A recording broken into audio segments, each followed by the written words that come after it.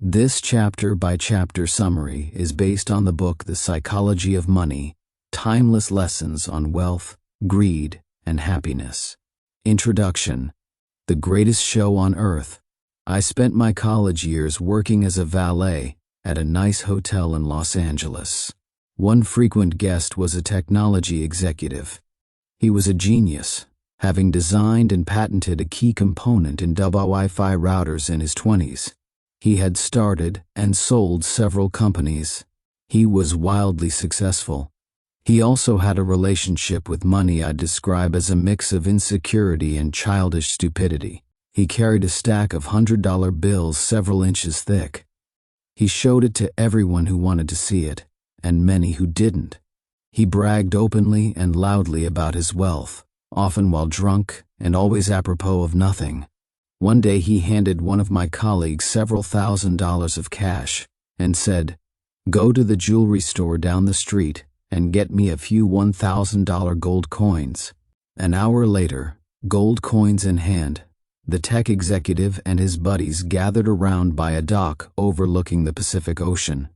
They then proceeded to throw the coins into the sea, skipping them like rocks, cackling as they argued whose went furthest, just for fun. Days later, he shattered a lamp in the hotel's restaurant. A manager told him it was a Bun 500 lamp and he'd have to replace it. "You want $500? The executive asked incredulously, while pulling a brick of cash from his pocket and handing it to the manager. "Here's $5,000, now get out of my face. And don't ever insult me like that again." You may wonder how long this behavior could last, and the answer was not long. I learned years later that he went broke. The premise of this book is that doing well with money has a little to do with how smart you are, and a lot to do with how you behave. And behavior is hard to teach, even to really smart people. A genius who loses control of their emotions can be a financial disaster. The opposite is also true. Ordinary folks with no financial education can be wealthy if they have a handful of behavioral skills that have nothing to do with formal measures of intelligence. My favorite Wikipedia entry begins, "Ronald James Reed was an American philanthropist, investor, janitor, and gas station attendant. Ronald Reed was born in rural Vermont. He was the first person in his family to graduate high school, made all the more impressive by the fact that he hitchhiked to campus each day. For those who knew Ronald Reed, there wasn't much else worth mentioning. His life was about as low-key as they come. Reed fixed cars at a gas station for 25 years and swept floors at JCPenney for 17 years. He bought a 2-bedroom house for $12,000 at age 38 and lived there for the rest of his life. He was widowed at age 50 and never remarried. A friend recalled that his main hobby was chopping firewood. Reed died in 2014, age 92, which is when the humble rural janitor made international headlines. 2,813,503 Americans died in 2014. Fewer than 4,000 of them had a net worth of over $8 million when they passed away. Ronald Reed was one of them. In his will, the former janitor left $2 million to his stepkids and more than $6 million to his local hospital and library. Those who knew Reed were baffled. Where did he get all that money? It turned out there was no secret.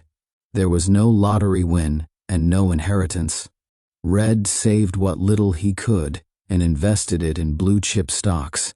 Then he waited, for decades on end, as tiny savings compounded into more than $8 million. That's it. From janitor to philanthropist. A few months before Ronald Reed died, another man named Richard was in the news. Richard Fuscone was everything Ronald Reed was not. A Harvard-educated Merrill Lynch executive with an MBA, Fuscone had such a successful career in finance that he retired in his 40s to become a philanthropist. Former Merrill CEO David Komansky praised Fuscone's business savvy, leadership skills, sound judgment, and personal integrity, One Crane's business magazine once included him in a 40 under 40 list of successful business people. But then, like the gold coin skipping tech executive, everything fell apart. In the mid-2000s, Fuscone borrowed heavily to expand an 18,000 square foot home in Greenwich, Connecticut that had 11 bathrooms, 2 elevators, 2 pools, 7 garages, and cost more than $90,000 a month to maintain. Then the 2008 financial crisis hit. The crisis hurt virtually everyone's finances. It apparently turned Fuscone's into dust. High debt and illiquid assets left him bankrupt. "I currently have no income," he allegedly told a bankruptcy judge in 2008. First, his Palm Beach house was foreclosed. In 2014, it was the Greenwich Mansion's turn. 5 months before Ronald Read left his fortune to charity, Richard Fuscone's home, where guests recalled the thrill of dining and dancing atop a see-through covering on the home's indoor swimming pool, was sold in a foreclosure auction for 75% less than an insurance company figured it was worth. 3. Ronald Read was patient. Richard Fuscone was greedy. That's all it took to eclipse the massive education and experience gap between the two. The lesson here is not to be more like Ronald and less like Richard, though that's not bad advice. The fascinating thing about these stories is how unique they are to finance. In what other industry does someone with no college degree, no training, no background, no formal experience, and no connections massively outperform someone with the best education, the best training, and the best connections? I struggle to think of any. It is impossible to think of a story about Ronald Read performing a heart transplant better than a Harvard-trained surgeon, or designing a skyscraper superior to the best-trained architects. There will never be a story of a janitor outperforming the world's top nuclear engineers. But these stories do happen in investing. The fact that Ronald Read can coexist with Richard Fuscone has 2 explanations. 1. Financial outcomes are driven by luck, independent of intelligence and effort. That's true to some extent, and this book will discuss it in further detail. Or 2, and I think more common, that financial success is not a hard science. It's a soft skill, where how you behave is more important than what you know. I call this soft skill the psychology of money. The aim of this book is to use short stories to convince you that soft skills are more important than the technical side of money. I'll do this in a way that will help everyone, from Read to Fuscone and everyone in between, make better financial decisions. These soft skills are, I've come to realize, greatly underappreciated. Finance is overwhelmingly taught as a math-based field, where you put data into a formula, and the formula tells you what to do, and it's assumed that you'll just go do it. This is true in personal finance, where you're told to have a 6-month emergency fund and save 10% of your salary. It's true in investing, where we know the exact historical correlations between interest rates and valuations.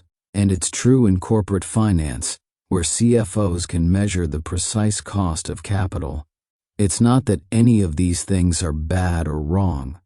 It's that knowing what to do tells you nothing about what happens in your head when you try to do it.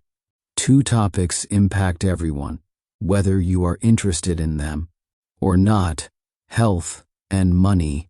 The healthcare industry is a triumph of modern science, with rising life expectancy across the world. Scientific discoveries have replaced doctors' old ideas about how the human body works, and virtually everyone is healthier because of it.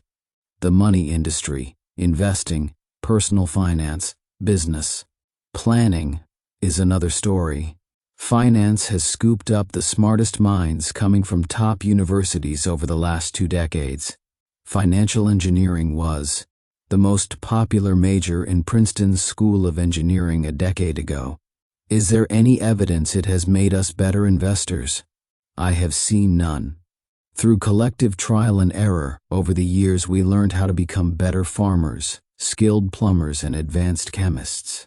But has trial and error taught us to become better with our personal finances? Are we less likely to bury ourselves in debt? More likely to save for a rainy day?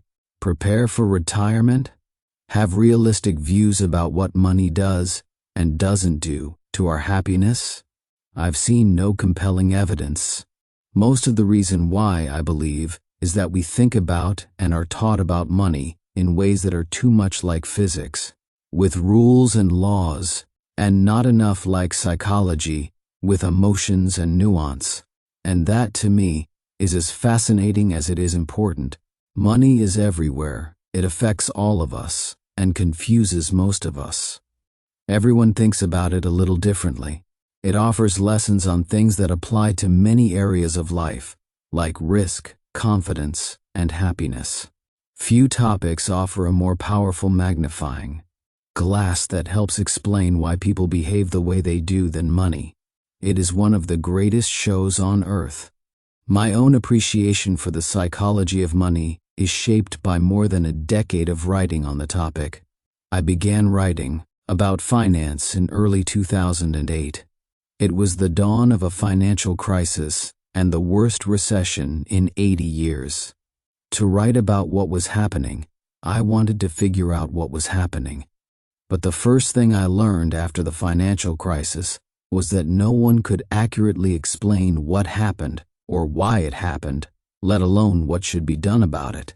For every good explanation, there was an equally convincing rebuttal. Engineers can determine the cause of a bridge collapse because there's agreement that if a certain amount of force is applied to a certain area, that area will break. Physics isn't controversial. It's guided by laws. Finance is different. It's guided by people's behaviors. And how I behave might make sense to me, but look crazy to you. The more I studied and wrote about the financial crisis, the more I realized that you could understand it better through the lenses of psychology and history, not finance. To grasp why people bury themselves in debt, you don't need to study interest rates. You need to study the history of greed, insecurity, and optimism. To get why investors sell out at the bottom of a bear market, you don't need to study the math of expected future returns. You need to think about the agony of looking at your family and wondering if your investments are imperiling their future. I love Voltaire's observation that history never repeats itself. Man always does. It applies so well to how we behave with money. In 2018, I wrote a report outlining 20 of the most important flaws, biases, and causes of bad behavior I've seen affect people when dealing with money. It was called The Psychology of Money, and over 1 million people have read it. This book is a deeper dive into the topic.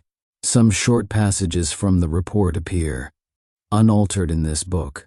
What you're holding is 20 chapters, each describing what I consider to be the most important and often counterintuitive features of the psychology of money. The chapters revolve around a common theme, but exist on their own and can be read independently. It's not a long book. You're welcome. Most readers don't finish the books they begin, because most single topics don't require 300 pages of explanation. I'd rather make 20 short points you finish than one long one you give up on. On we go. Let me tell you about a problem. It might make you feel better about what you do with your money and less judgmental about what other people do with theirs. People do some crazy things with money, but no one is crazy. Here's the thing. People from different generations, raised by different parents who earned different incomes and held different values, in different parts of the world, born into different economies, experiencing different job markets with different incentives and different degrees of luck, learn very different lessons. Everyone has their own unique experience with how the world works, and what you've experienced is more compelling than what you learned secondhand. So all of us, you, me, everyone, go through life anchored to a set of views about how money works that vary wildly from person to person. What seems crazy to you might make sense to me.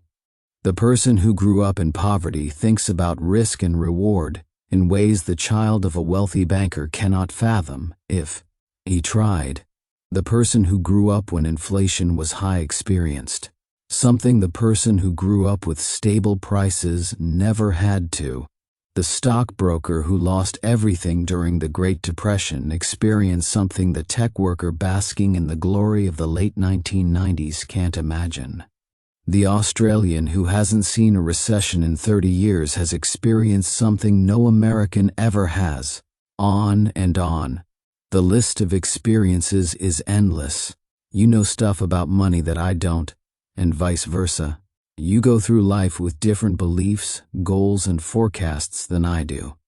That's not because one of us is smarter than the other or has better information. It's because we've had different lives shaped by different and equally persuasive experiences. Your personal experiences with money make up maybe 0.000000001% of what's happened in the world, but maybe 80% of how you think the world works. So equally smart people can disagree about how and why recessions happen, how you should invest your money, what you should prioritize, how much risk you should take, and so on. In his book on 1930s America, Frederick Lewis Allen wrote that the Great Depression marked millions of Americans, inwardly, for the rest of their lives. But there was a range of experiences. 25 years later, as he was running for president, John F. Kennedy was asked by a reporter what he remembered from the Depression. He remarked, "I have no first-hand knowledge of the Depression. My family had one of the great fortunes of the world, and it was worth more than ever then. We had bigger houses, more servants, we traveled more. About the only thing that I saw directly was when my father hired some extra gardeners just to give them a job so they could eat. I really did not learn about the Depression until I read about it at Harvard." This was a major point in the 1960 election. How, people thought, could someone with no understanding of the biggest economic story of the last generation be put in charge of the economy? It was, in many ways, overcome only by JFK's experience in World War II. That was the other most widespread emotional experience of the previous generation, and something his primary opponent, Hubert Humphrey, didn't have. The challenge for us is that no amount of studying or open-mindedness can genuinely recreate the power of fear and uncertainty. I can read about what it was like to lose everything during the Great Depression, but I don't have the emotional scars of those who actually experienced it. And the person who lived through it can't fathom why someone like me could come across as complacent about things like owning stocks.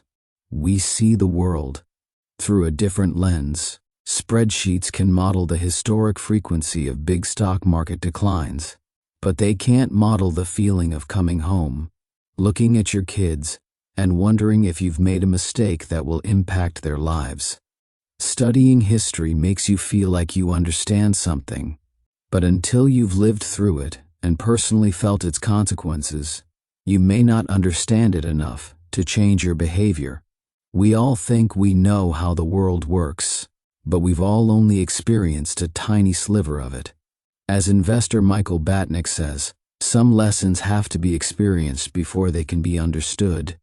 We are all victims, in different ways, to that truth.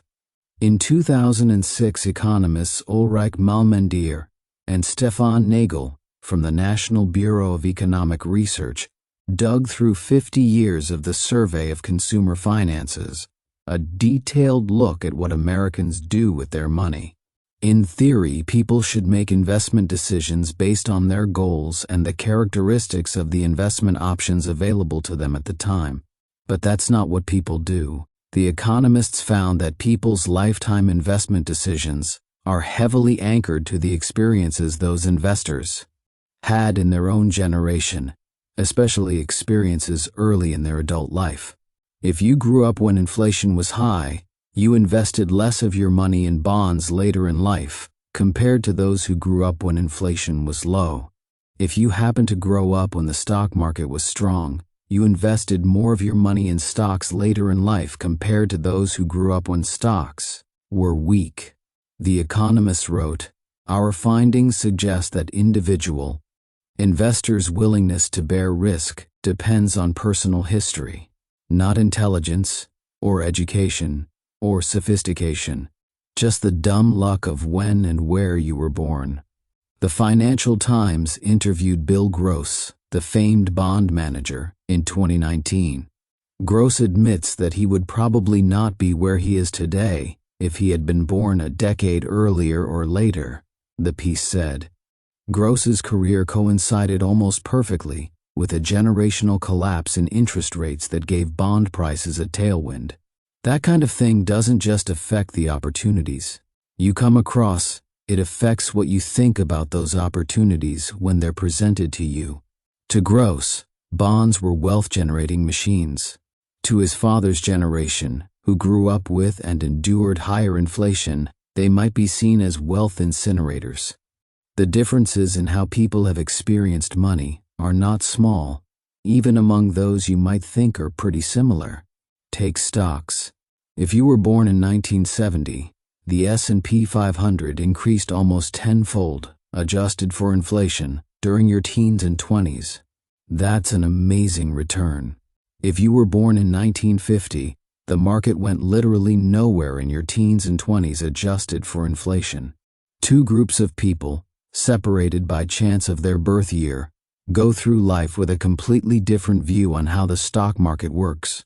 Or inflation. If you were born in 1960s America, inflation during your teens and 20s, your young, impressionable years when you're developing a base of knowledge about how the economy works, sent prices up more than threefold. That's a lot.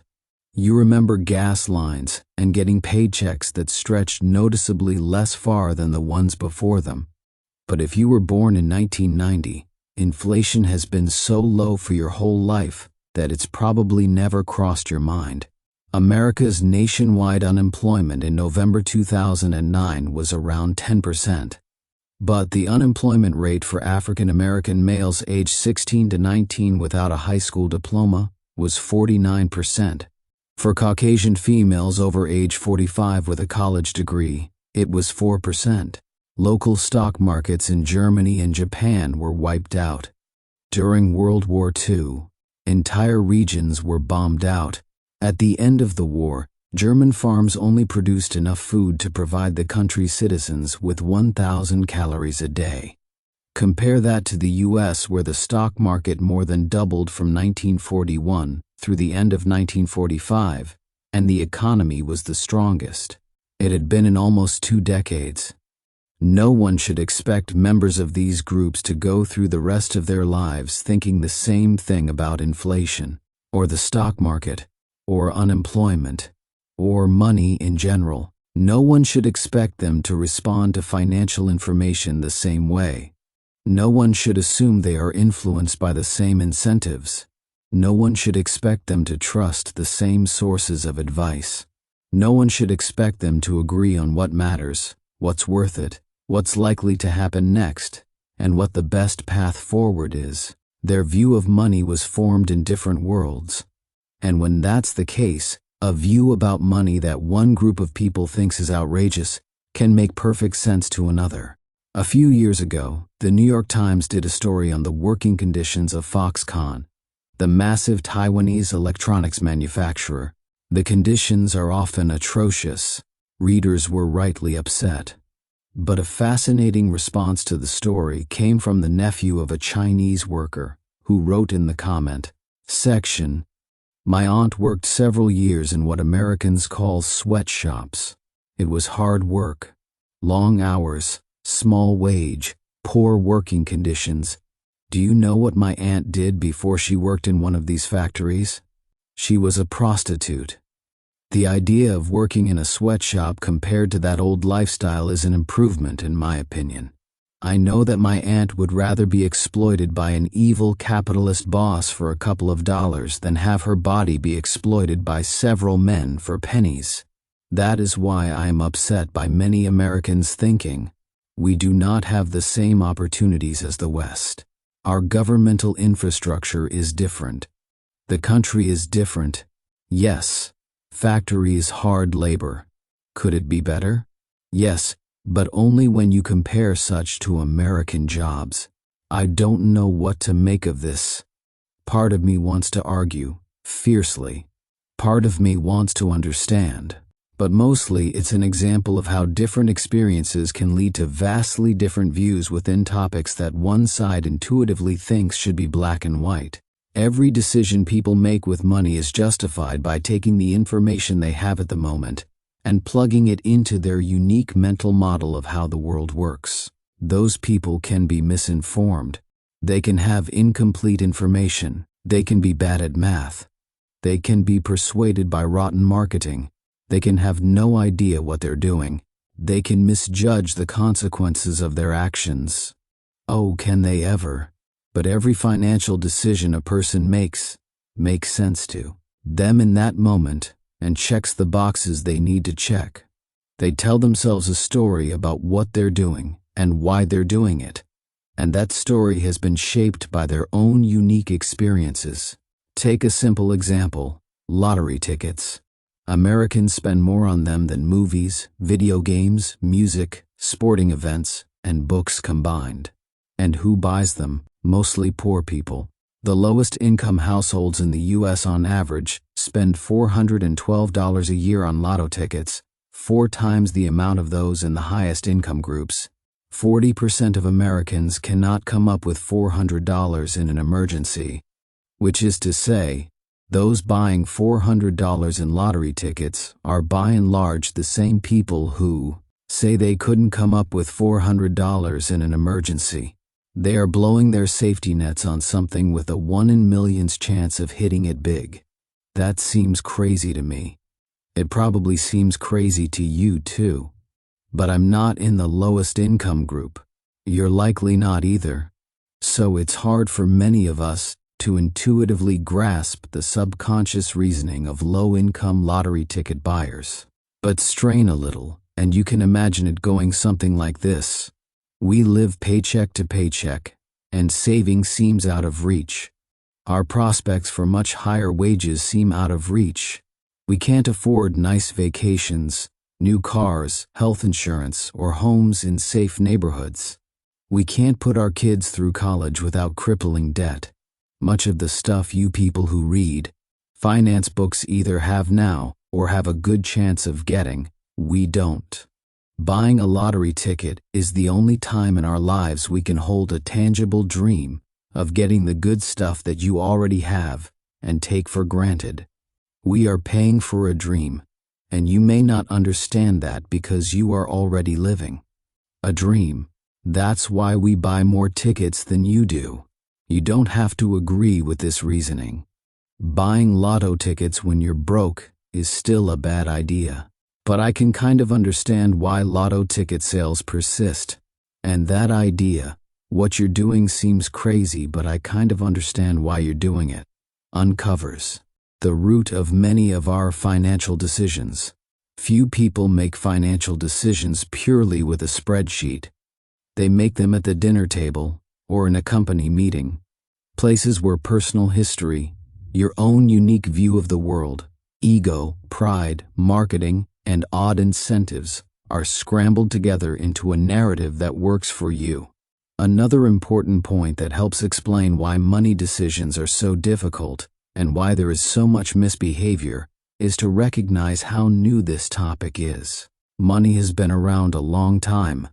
King Alyattes of Lydia, now part of Turkey, is thought to have created the first official currency in 600 BC, but the modern foundation of money decisions, saving and investing, is based around concepts that are practically infants. Take retirement.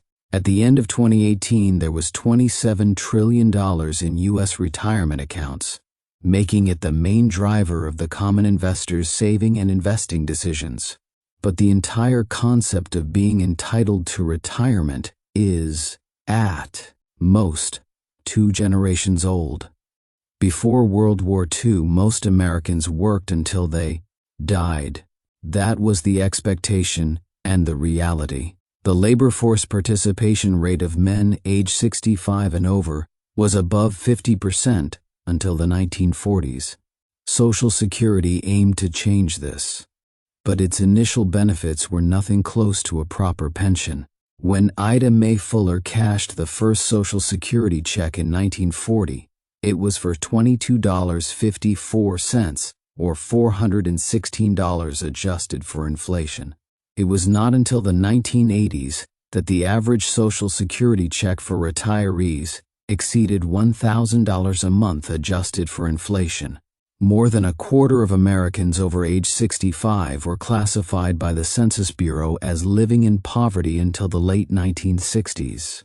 There is a widespread belief along the lines of, everyone used to have a private pension, but this is wildly exaggerated. The Employee Benefit Research Institute explains, only a quarter of those age 65 or older had pension income in 1975. Among that lucky minority, only 15% of household income came from a pension. The New York Times wrote in 1955 about the growing desire, but continued inability, to retire. To rephrase an old saying, everyone talks about retirement, but apparently very few do anything about it. It was not until the 1980s that the idea that everyone deserves, and should have, a dignified retirement took hold. And the way to get that dignified retirement ever since has been an expectation that everyone will save and invest their own money. Let me reiterate how new this idea is. The 401k, the backbone savings vehicle of American retirement, did not exist until 1978. The Roth IRA was not born until 1998. If it were a person, it would be barely old enough to drink. It should surprise no one that many of us are bad at saving and investing for retirement. We're not crazy. We're all just newbies. Same goes for college. The share of Americans over age 25 with a bachelor's degree has gone from less than 1 in 20 in 1940 to 1 in 4 by 2015. The average college tuition over that time rose more than fourfold adjusted for inflation. Something so big and so important hitting society so fast explains why, for example, so many people have made poor decisions with student loans over the last 20 years. There is not decades of accumulated experience to even attempt to learn from. We're winging it. Same for index funds, which are less than 50 years old. And hedge funds, which didn't take off until the last 25 years. Even widespread use of consumer debt, mortgages, credit cards, and car loans did not take off until after World War II, when the GI Bill made it easier for millions of Americans to borrow. Dogs were domesticated 10,000 years ago and still retain some behaviors of their wild ancestors. Yet here we are, with between 20 and 50 years of experience in the modern financial system, hoping to be perfectly acclimated. For a topic that is so influenced by emotion versus fact, this is a problem, and it helps explain why we don't always do what we're supposed to with money. We all do crazy stuff with money, because we're all relatively new to this game, and what looks crazy to you might make sense to me. But no one is crazy. We all make decisions based on our own unique experiences that seem to make sense to us in a given moment. Now let me tell you a story about how Bill Gates got rich.